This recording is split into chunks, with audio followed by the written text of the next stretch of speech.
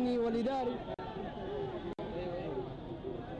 أعضاء الجهازين الفني والإداري والجهاز الفني للفريق الأهلاوي، وأيضا لاعبي الفريق نجوم الفريق الأهلاوي أبطال كأس خادم الحرمين الشريفين إلى مقر النادي الأهلي وسط حضور جماهيري كبير جدا، حضور جماهيري كبير جدا احتشد منذ وقت مبكر هنا، منذ وقت مبكر في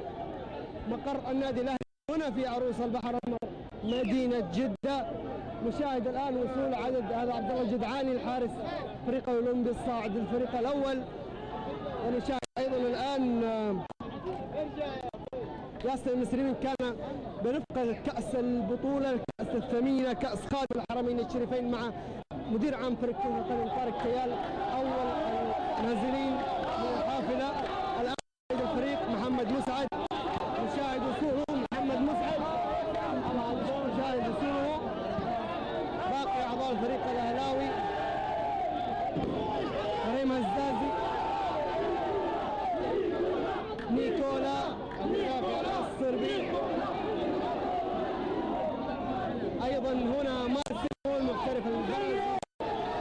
وأيضا كامل المر،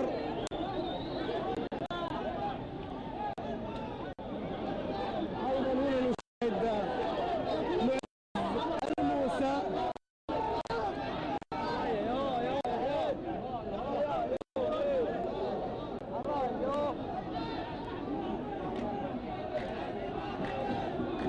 كامل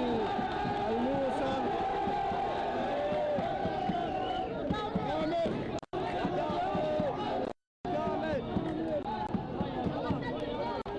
كامل الموسى،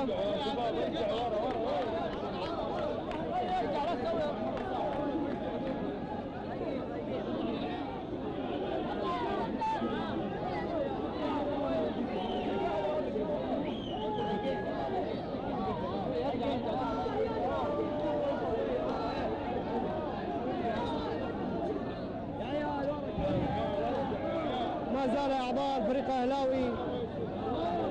يهبطون من هذه الحافلة، حافلة الأبطال، حافلة بطل كأس خادم الحرمين الشريفين في نسخته الجديدة لهذا العام.